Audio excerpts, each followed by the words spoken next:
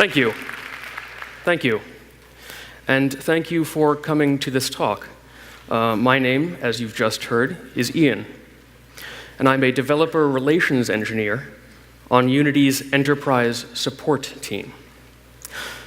My job is to help our largest customers resolve their toughest technical issues.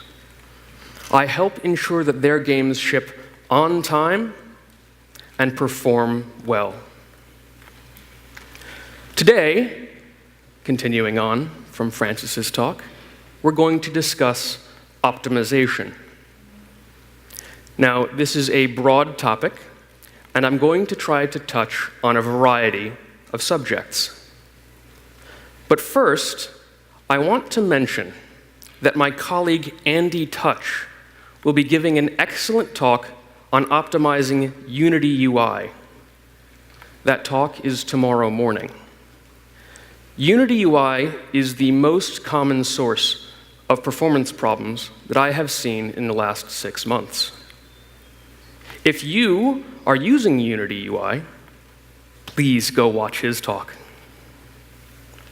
Okay, today we're going to focus on CPU optimization.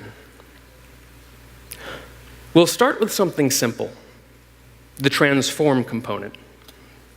We'll then learn about animations and physics. We'll finish by talking about memory, how to discover problems, and how to fix what you find. And, as Francis concluded his talk, I will begin mine. I want to remind you that you should always profile your code before trying to optimize it. Don't work blindly. If you are making a console or mobile game, use your platform's native tools. For example, use Razor for PlayStation. Use Instruments on iOS. If you are using the Unity profiler, please remember to profile outside the editor. There are some systems that behave differently, depending on whether you are running inside or outside the editor. Okay, let's get started. Everyone who's done any development in Unity has used a transform. This is one of Unity's most basic building blocks. But though they look simple, they are quite important. Let's have a quick review. Every game object in your game has one transform attached. That transform determines where the game object is positioned in world space, how it's rotated, and how it's scaled. Now, you may have heard that transforms send messages when they change. And that is true. Internal to Unity, components send an onTransformChanged message. These messages are used by Unity's internal components, but they are not exposed to mono behaviors or other scripts. Also, when a transform is reparented, it and all of its children receive two messages: on before transform parent changed and on transform parent changed. Both of these messages can be received by mono behaviors. They're used a lot by Unity UI, for example. When do these transform changed messages get sent? Well, it's in the name. They broadcast each time a transform's position, rotation, or scale changes. And remember, transforms are hierarchical. If a transform moves, its children also move. Therefore, the child transforms also receive messages. Transforms broadcast these messages immediately when the change is applied. One change becomes one message. Now, these messages are important. They must be sent. Physics components use them to update the physics scene. Renderers recalculate their bounding boxes so that frustum culling works properly. Now, as you can imagine, iterating over a large transform hierarchy and sending messages to components can be expensive. You can prove this with a simple experiment. In the Unity editor, make a game object. Give it 10,000 children. Turn on the profiler. Move the parent around. You will see CPU usage rise. Now, create another game object. Give it 10 children. Move it around. You will see almost no extra CPU usage. The difference here is the cost of sending those messages to a large set of objects, even though you are not using them. So, what can you do about this? Well, as an example, here is some code you might write in your first Unity project. It moves and rotates a game object every frame. From a performance perspective, it's bad. When we set the position, we send an onTransformChanged message. When we set the rotation, we send another onTransformChanged message. If this script had 10,000 children, it may take a long time to send messages to every child. Fortunately, there's a better way of doing this. In Unity 5.6, we added this new method, set, position, and rotation. This new API lets you set both values in one call. It eliminates the extra onTransformChanged message. It's 50% cheaper compared to our earlier code. Simple. Now, yes, this is a simple example, but I often see projects where changes to transforms are spread out over many different classes and modules. If you have many places in your code that change the same transform, build a system to add up those changes. After all of your systems have run, apply the collected changes in a single set position and rotation call. You will save a lot of extra computation. Now, let's think. Where can we find a lot of transforms in our projects? How about characters? Here's Unity-chan from the asset store. When I import her into my scene, she creates over 150 transforms. What happens if I have a lot of Unity-chans? I wrote a script to create 100 of them. I animated them with Unity's animator. That's 15,000 transforms, and they are all being updated every frame. How well do you think this will perform?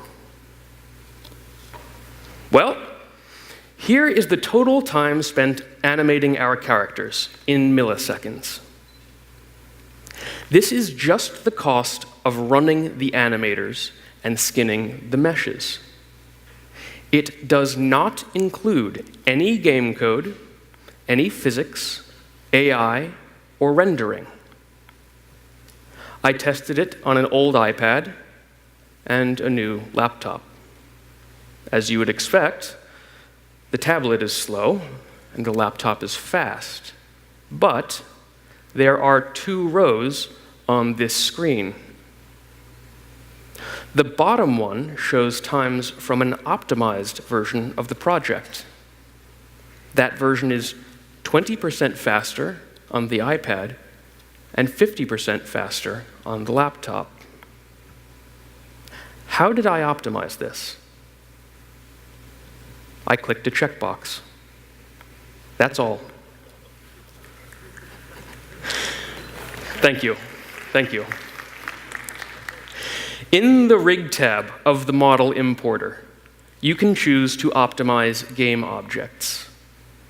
I recommend you use this feature and start using it very early in the development of your games. If you change this setting on a model, you will need to recreate any prefabs using that model. Now, what does it do? It has 3 effects. First, it reorders the animation data for better multi-threading. Second, it allows mesh skinning to be multi-threaded. This is why it's faster on the laptop than the tablet. We have more cores. It also eliminates all the extra transforms created by the importer. You see, normally the model importer creates 1 transform for every bone in your model. The animator must update the position, rotation, and scale of all of those transforms every frame. And this must happen on the main thread. Usually, you don't need every bone in your model to be represented by a transform. But you might need some. You might need the hands, so you can attach a weapon or track a punch. You might need the head to attach a hat. So, you can do that. You can expose only the transforms you need in the extra transforms list in the model importer. This will appear when you enable the Optimize Game Objects checkbox. Another large system inside of Unity is physics. Now, I realize that not everyone here may be using Unity's 3D PhysX tools, but many of these ideas apply to 2D physics as well. What are the major things that use CPU time in the physics system? Well, the first one is obvious: the number of rigid bodies. Every active rigid body has to be simulated. But there's also queries. A query is how you ask the physics system for information. The most common API is Raycast. Unity and PhysX also support SphereCast, CapsuleCast, and BoxCast. But these all scale in similar ways. So what actually affects the performance of the physics simulation and your physics queries? The first thing to think about is the complexity of your scene. The more colliders in your scene, the more calculations need to be performed to discover when a collider is intersecting, or the correct collider to hit with a raycast. If the density of your scene is also important. If you have many colliders in a small space, the system has to do more work compared to a scene where the colliders are far apart. But let's test this. This first test shows how increasing a scene's complexity increases the cost of raycasting. I created colliders within a 25-meter sphere, and I cast 1,000 rays outwards from the sphere's center. This test was repeated by creating 10, 100, and 1,000 colliders. I also tested 3 different types of colliders, and the times are in milliseconds. As you can see, casting rays becomes more expensive as the number of objects increases. Seems obvious. It's about 7 times more expensive to cast a ray through a space with 1,000 colliders than a space with 10 colliders. But also, you can see that different types of colliders have different costs. In general, spheres were the cheapest one that I tested. Box colliders, a little slower. Mesh colliders were clearly the slowest, but I used a very simple mesh for this mesh collider. It's just a cube. If my mesh were very complex, like a character, then these raycasts would be much slower. So, let's try changing the density of objects in the scene. This time, we will always spawn 1,000 objects, but we will spread them out over larger and larger areas. As you can see, as the area over which I distribute the spheres increases, the cost of raycasts drops. Why is complexity so important for performance? Well, let's talk about how the physics system works internally. When performing a query, the system performs 3 distinct steps. First, it must figure out all the things in the world that your query might be interested in. It has to find all the colliders that your ray might strike, based on the parts of the world through which your ray moves. Second, it removes any colliders whose layer does not intersect with the layer you're querying. Finally, it has to perform the actual tests on any remaining colliders to see if they actually intersect with your query. It has to discover if the ray actually hits each collider, or whether a collider is actually inside of a sphere. Where are each of these steps performed, though? Well, it's complicated.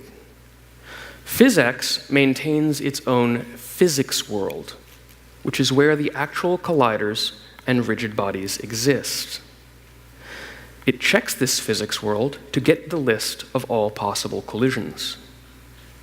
But PhysX then returns that list of possible collisions to Unity, and Unity filters the possible collisions based on layer. Finally, Unity returns the list of possible collisions to PhysX, and PhysX performs the actual intersection tests. For mesh colliders, it must test every individual triangle on the mesh. This is by far the most expensive step, both for mesh colliders and for any other kind of collider. So, if we can discard colliders at one of the first 2 steps, our queries will become cheaper. Consider now how the first step works. PhysX has a partitioning model that divides your world space up into smaller regions. It then tests to see if your query intersects with those regions. These regions know which rigid bodies and colliders they contain. If a ray travels through a region, PhysX will add the colliders inside the region to the list of potential collisions. This is why density is so important. If your ray traverses a crowded space, PhysX has to track and test many more potential collisions, and building the list becomes expensive. Now, there's one easy way to confine your queries in world space. Pass a maxDistance parameter to your query. I've included the example here, that is the number 10 in the raycast, and it will limit this raycast to 10 units of world space. How does this affect performance? It depends on your scene. Here's the same test as before, 1,000 spheres in areas of increasing size. The results of the original test are here on the bottom in orange. Unity defaults to not limiting the length of your rays. As you might expect, this produces the most expensive queries. Now, look at the first row, where I limited the query to 1 meter. And keep in mind that the columns representing larger areas, to the right, will produce scenes with collider densities similar to those in real games. When our raycasts are short compared to our world space, queries are cheaper. This is just because the system can ignore so many colliders.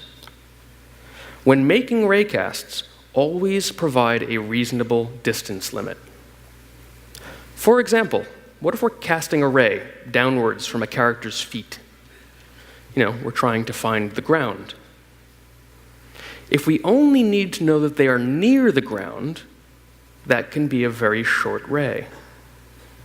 But there's other ways to affect performance, too. Remember the second part of the query, where Unity checks to see if 2 layers intersect. Well, you can add layers in the Unity editor, and you can edit which layers intersect with each other. If you have a special type of query that you perform very often, create a special layer for it. For example, if you wanted to cast rays between characters to check if they can see each other, we could make a new visibility query layer. We can make that layer only intersect with our characters and terrain. There's another simple optimization, one of the most common corrections I make on mobile projects. You see, many games on consoles and phones expect to run at 30 frames per second, but by default, Unity runs physics at 50 frames per second. This is unnecessary in a 30 frame per second game. It will make the physics system run twice during most frames. Most games can reduce the fixed time step setting to 0.04 and run physics at a regular 25 frames per second. Now, this does reduce the accuracy of the physics system, so you will have to experiment to discover if this change works for your game. If your game doesn't use many rigid bodies, like a management or simulation game, consider reducing the time step to 0.08 or less. Here's another common error. Do you have a game object with a rigid body attached? Are you moving the rigid body by changing the transform? Like that? Don't. There is a better way. Use the move position and move rotation methods on the rigid body class. Now, I realize that this sounds like weird advice. Just a few minutes ago, I told you to avoid changing positions and rotations separately. Well, this is a special case. Unity's APIs are inconsistent here. But the performance results speak for themselves. I created 500 rigid bodies and attached the code from the previous slides. If we use move position and move rotation, it is 50% faster than changing the transform directly. Yes, this is true even though we are making 2 changes. Okay, we're going to move on and talk about memory. Now, before you try to optimize, it's helpful to know what Unity is storing in memory. Well, there's a memory profiler tool for that. Currently, it only works correctly on IL to CPP platforms. I was actually informed at dinner last night that we have just ported it to Mono, and that will be coming in a future version of Unity. I do not yet have a release date, I'm sorry. Fortunately, IL to CPP is on all consoles and all mobile devices. This tool is extremely powerful. It shows you all the Unity objects and all the C# objects in memory. To use it, you just download it from the Unity's Bitbucket and drop it into your project. It's an editor script, so you do not need to rebuild anything. It does use the Unity profiler to get its data, so you will need to run a development build of your game. Now, once you've taken a snapshot with this tool, it will show up in the memory profiler like this, colored boxes with labels. These boxes show you how your memory is divided up. Here, our biggest consumer of memory is the purple boxes down here on the bottom. Those are textures. Animators are the blue box next to the textures. They're also quite large. Now, this screenshot comes from the UnityChan test I showed you earlier. Wait a moment. What's that? 2 megabytes of memory for a render texture? Well, this is a simple project. I didn't create any image effects. I didn't write any special graphics code that allocates render textures. Now, if I click on that render texture box, details appear on the side of the profiler. I can use this information to identify exactly what this chunk of memory is used for. Now, I'm going to focus on that so the folks in the back can see. The name tells us that the render texture is Unity's shadow map. When making this project, I forgot to turn off shadows in the quality settings. If my game doesn't need shadows, I can go fix that. If I don't need high-quality shadows, I can go fix that. I can save up to 2 megabytes of memory. Also, if you are looking at an object that is not being unloaded when it should, always check the hide flags. They are listed here next to the arrow. The shadow maps flags are set to hide and don't save. What is this? It's a value from the hide flags enum. It has the effect of 3 different flags. First, hide in hierarchy, which hides the object in the editor's hierarchy window. Second, don't save. If I add this object to a scene, it will not be included as part of the scene when I save the scene. Now, these 2 flags only affect the Unity editor. But the 3rd flag is don't unload unused asset. This means this object will not be unloaded automatically. And this flag works both in the editor and at runtime. Now, in this specific case, we do want the shadow map to be kept in memory. But sometimes, I see code that sets the hide and don't save flag on textures or meshes. For example, it is common to set this flag when generating runtime texture atlases. However, because hide and don't save includes don't unload unused asset, those textures will never go away unless you explicitly call the destroy API. This is a very easy way to create memory leaks. If you set this flag on an object, remember to call the destroy API when you're finished with it. This advice also goes for don't save. Yes, just don't save. Okay, let's look at the memory snapshot again. In a real game, textures are usually the largest consumer of memory. I often see over 50% of a game's memory used by textures. Now, we can use this memory profiler tool to check which textures we have in memory. To do that, I'm just going to click on one of the boxes, and again, we will get more information. I'm going to click the box next to the arrow now. The name of the texture in the memory profiler is the same as the texture's file name. Now I can see that this box represents the specular map for UnityChan's hair. It is 700 kilobytes, which means it is a compressed texture, and the dimensions are 1024 by 1024 pixels. If we look around in the profiler, we will discover that UnityChan also has large textures for her hair's albedo and normal maps. This is where we go have a talk with our art team. Artists want to make games beautiful, and they often add very high-resolution assets. So we have to ask our teams, does our game really need 3 large textures just for one character's hair?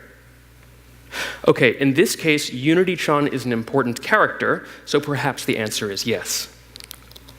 But if the character were not important, maybe we could reduce the size of those textures or remove some. So the memory profiler is excellent for sanity checking the size of your assets at runtime. It can often identify some easy to fix or easy to change problems, like oversized textures. It's also a good way to identify duplicated assets. Sometimes developers copy asset file around, and they forget to remove the extra copies later. Asset bundles are another common source of duplicate assets. If you have an asset in the resources folder and you build it into an asset bundle, it will be included in both the resources system as well as the asset bundle. Unity believes that these are just 2 different assets, and it will load both. When building multiple asset bundles, it's common to duplicate assets when dependencies are not properly declared. Well, this is complex, so we're going to walk through an example. Let's pretend that we have 2 different materials. Each material will use a different shader, but they will use the same texture. The arrows in this diagram represent the dependencies from the material to the shader and the texture. What should we do if we want to place these into asset bundles? The simple way would be to just build the materials into bundles. Now I'm representing the bundles with these dotted orange lines. When we build assets into a bundle, we include all of that asset's dependencies. The only time we do not do this is if a dependency is explicitly declared to be in a different bundle. So, let's apply this logic. The materials each depend on a shader.